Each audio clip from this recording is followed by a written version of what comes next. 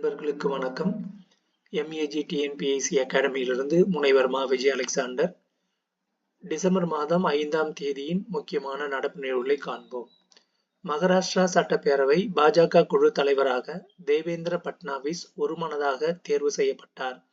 இதையடுத்து முதல்வராக அவர் பதவியேற்றார். இறந்த பிறகு உடல் உறுப்புகளை தானமாக வழங்குவோருக்கு அரசு மரியாதை செலுத்தப்படும் என தமிழக அரசு ஏற்கனவே அறிவித்துள்ளது. நாட்டிலேயே முதல் முறையாக தமிழகத்தில் சிறைவாசிகள் உறவினர்களுடன் வீடியோ காலில் பேசுவதற்கான வசதி ஏற்படுத்தப்பட்டுள்ளது என்று சட்டத்துறை அமைச்சர் எஸ். ரகுபதி தெரிவித்துள்ளார். தமிழகத்தில் சிறையில் உள்ளவர்களை கைதிகள் என்று அழைக்காமல் சிறைவாசிகள் என்று அழைக்க வேண்டும் என முதல்வர் மு. க. ஸ்டாலின் கூறியுள்ளது குறிப்பிடத்தக்கது. வங்கதேசத்தில் சிறுபான்மையினர் துன்புறுத்தப்படுவதற்கு அந்நாட்டு இடைக்கால அரசின் தலைவர் முகமது யூனுஸே காரணம் என்று அந்நாட்டு முன்னாள் பிரதமர் ஷேக் ஹசீனா குற்றம் சாட்டியுள்ளார். கிழக்கு ஜெருசலேம் உள்பட 1967ஆம் ஆண்டு முதல் ஆக்கிரமிக்கப்பட்ட பாலஸ்தீன பகுதிகளிலிருந்து இஸ்ரேல் வெளியேற வேண்டும் என்ற ஐநாவின் தீர்மானத்திற்கு ஆதரவாக இந்தியா வாக்களித்துள்ளது.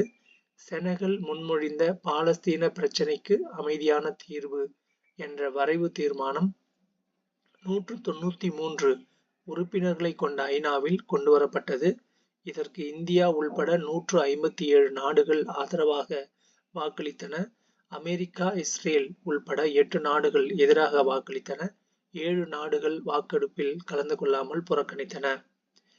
அமிர்த பாரத ரயில் நிலைய திட்டத்தின் கீழ் மேற்கொள்ளப்பட்டு வரும் ரயில்வே மறு மேம்பாட்டு திட்டத்தின் ஒரு பகுதியாக நாடு முழுவதும் 1300 ரயில் நிலையங்கள் மறு கட்டமைப்பு செய்யும் பணி மேற்கொள்ளப்பட்டு வருகிறது.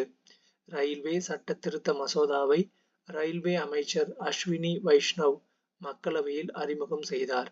இந்திய ரயில்வே வாரிய சட்டம் 1905 மற்றும் ரயில்வே சட்டம் 1989 ஆகிய 2 சட்டங்களையும் ஒருங்கிணைத்து சட்ட நடைமுறைகளை எளிமையாக்கும் நோக்கில் இந்த சட்ட திருத்த மசோதா கொண்டுவரப்பட்டுள்ளது என்று தெரிவித்தார்.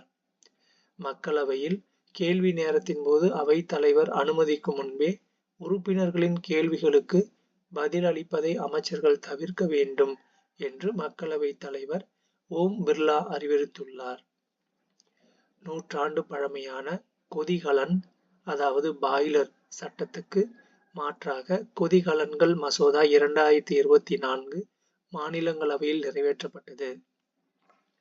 கடந்த ஆகஸ்டில் கொதிகலன்கள் மசோதா 2024க்கு மத்திய அமைச்சரவை ஒப்புதல் அளித்தது. இந்த மசோதா 1923ஆம் ஆண்டின் கொதிகலன்கள் சட்டத்தை ரத்து செய்கிறது. கொதிகலன்களில் ஒழுங்குமுறை, நீராவி கொதிகலன்கள் வெடிக்கும் அபாயத்திலிருந்து உயிர் மற்றும் உடைமைகளை பாதுகாத்தல், கொதிகலன்களுக்குள் பணியாற்றும் நபர்களின் பாதுகாப்பை உறுதி செய்தல் உள்ளிட்ட அம்சங்கள் புதிய மசோதாவில் இடம்பெற்றுள்ளன. உயர்கல்வி நிறுவனங்களில் இடவசதி இருந்தால் ஆண்டுக்கு 2 முறை மாணவர் சேர்க்கையை நடத்தலாம் என்று மக்களவையில் மத்திய கல்வித்துறை இணை அமைச்சர் தெரிவித்துள்ளார். பஞ்சாபின் அமிர்தசரஸ் பொற்கோயில் வாயிலில் முன்னாள் துணை முதல்வரும் சிரோமணி அகாலிதளம் தலைவருமான சுக்பீர் சிங் பாதலை நோக்கி துப்பாக்கிச் சூடு நடத்தப்பட்டது. காவல்துறையினர் துரிதமாக செயல்பட்டு துப்பாக்கியால் சுட்ட முன்னாள் காலிஸ்தான் பயங்கரவாதியை சுற்றி வளைத்து பிடித்ததால் துப்பாக்கி குண்டு குறி தவறியது. இதனால் சுக்பீர் சிங் பாதல் உயிர் தப்பினார். சுக்பீர் சிங் பாதல் Z+ பாதுகாப்பு பிரிவில் உள்ளவர் என்பது குறிப்பிடத்தக்கது.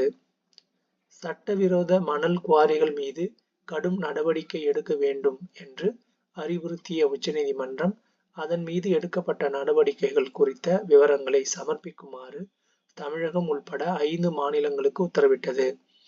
ஓமனில் நடைபெற்ற 10வது ஜூனியர் ஆடவர் ஆசிய கோப்பை ஹாக்கி போட்டியில் நடப்பு சாம்பியனான இந்தியா 5-3 கோல் கணக்கில் பாகிஸ்தானை வீழ்த்தி சாம்பியன் கோப்பையை தக்கவைத்தது. பிரதமர் மோடி 2014இல் தனது தலைமையிலான அரசு அமைந்த பின் முதலில் ஊனமுற்றவர்கள் என்பதற்கு பதிலாக மாற்றுத்திறனாளிகள், ஹிந்தியில் விகலாங் திவயாங் என்ற வார்த்தையை அறிமுகம் செய்ய முடிவு எடுத்ததாக தெரிவித்துள்ளார். மாற்றுத்திறனாளிகள் சட்டத்தில் ஊனத்திற்கான வரையறையின் வகையும் 7லிருந்து 21ஆக உயர்த்தப்பட்டது தனது அரசில்தான் என்று பெருமிதம் தெரிவித்துள்ளார். முதல் முறையாக ஆசிட் தாக்குதலில் இருந்து தப்பியவர்களும் அதில் சேர்க்கப்பட்டுள்ளனர் என்று பிரதமர் மோடி தெரிவித்துள்ளார். விருதுநகர் மாவட்டம் வெம்பக்கோட்டை அருகே அகழாய்வில் சுடுமண்ணால் ஆன மணிகள், சங்கு வளையல்கள் கண்டெடுக்கப்பட்டன. சாத்தூரை அடுத்த வெம்பக்கோட்டை அருகே உள்ள விஜய கரிசல் குளத்தில் வைப்பாற்றின் வடகரை மேட்டுக்காடு பகுதியில் 3ஆம் கட்ட அகழாய்வு பணி கடந்த ஜூன் 18ஆம் தேதி முதல் தொடங்கி நடைபெற்று வருகிறது. 3ஆம் கட்ட அகழாய்வில் சூது பவளம், தங்க நாணயம், செப்பு காசுகள், சுடுமண்ணாலான உருவ பொம்மை, சதுரங்க ஆட்டக்காய்கள், கண்ணாடி மணிகள், வட்ட சில்லுகள், பழமையான கற்கள் உள்ளிட்ட 2800க்கும் மேற்பட்ட தொல்பொருள்கள் கண்டெடுக்கப்பட்டுள்ளன. நன்றி.